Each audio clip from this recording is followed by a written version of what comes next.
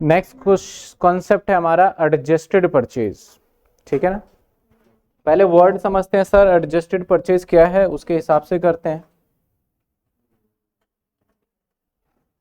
Adjustment number है हमारा, ये हमने पहले कर लिया था,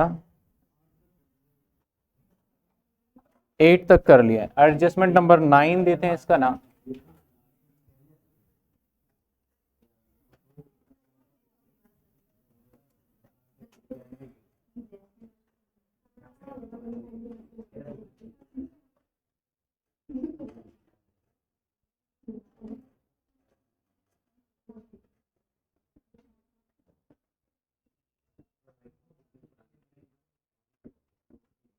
एडजस्टमेंट नंबर 9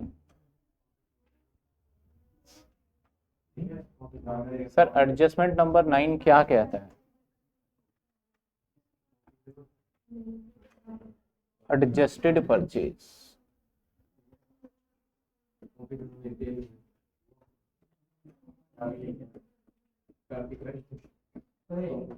और एक चीज मैं आपको बता दूं कि जो मैं नंबरिंग लिख रहा हूं ना, तो ऐसा नहीं है कि ये एडजस्टमेंट नंबर 9 पे ही एडजस्टेड परचेज होगा। एडजस्टमेंट नंबर 1 हमारा, आप इसे कैसे भी रिवाइज कर सकते हैं, बल्कि मैं तो अपने हिसाब से इसको फिल्टर कर रहा हूँ।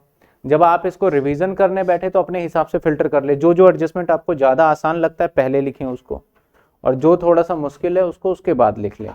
अपने हिसाब से आपको उसको फिल्टर कर लेना चाहिए।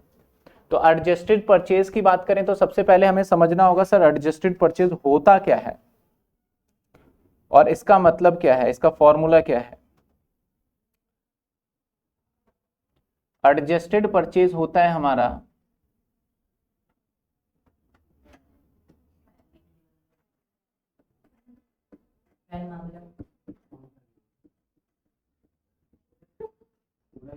Is equal to opening stock plus purchase minus में क्लोजिंग स्टॉक, ठीक है ना, माइनस में क्लोजिंग स्टॉक और माइनस परचेज रिटर्न।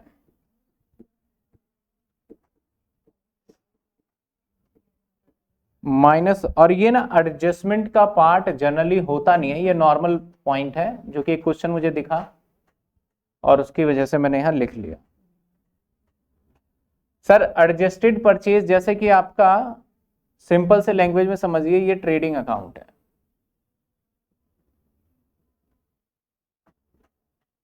हमारे यहाँ पे ट्रेडिंग अकाउंट है सर।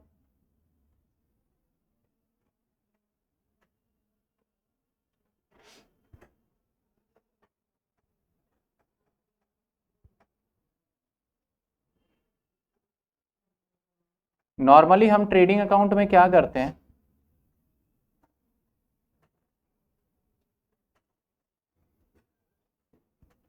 इधर लिखते हैं टू ओपनिंग स्टॉक,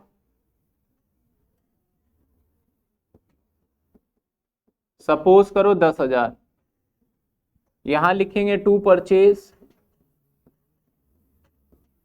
सपोज करो 50,000, इसमें से माइनस क्या करते हैं परचेज रिटर्न, सपोज करो 5,000।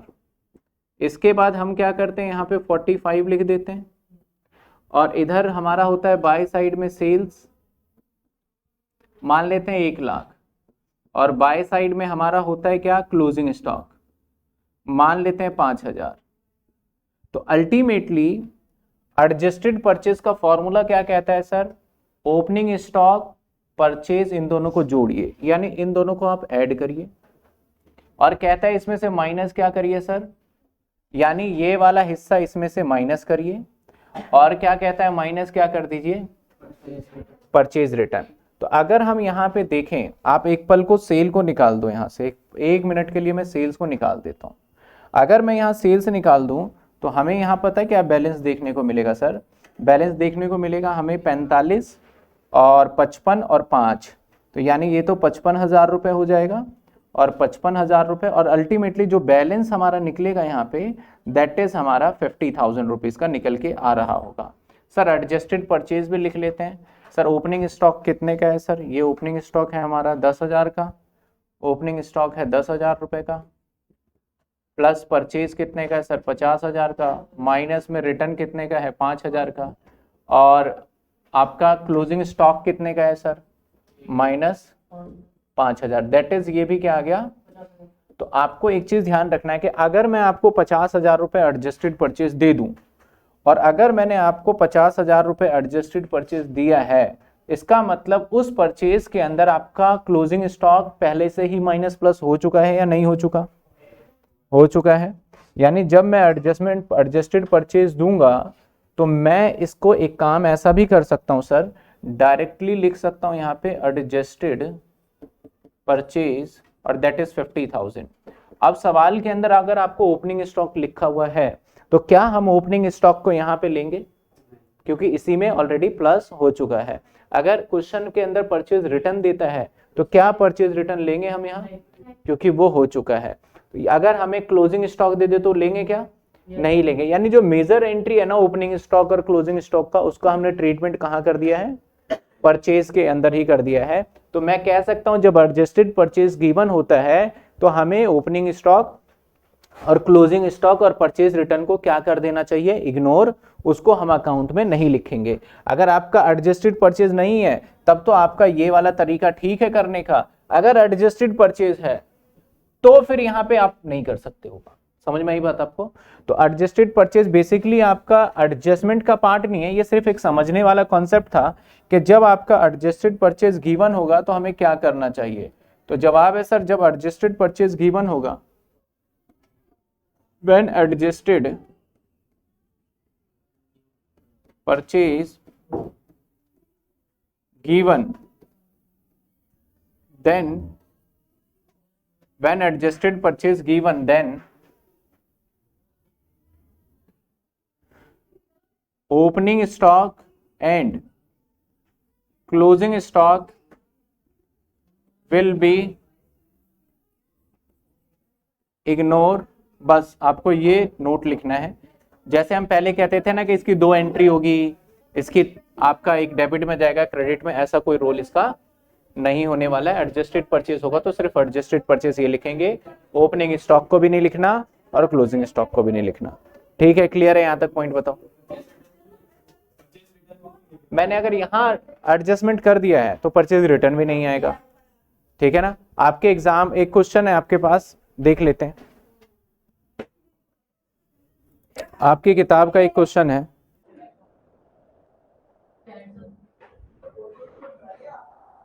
आपके बुक का देखिए क्वेश्चन, क्वेश्चन नंबर कौन सा है,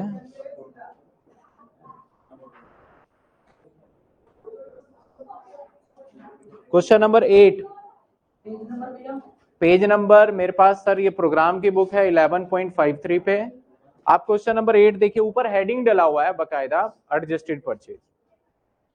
सर इस हेडिंग के अंदर देखोगे तो परचेज लिखा हुआ है, उसके ब्रैकेट में क्या लिख दिया इन्होंने,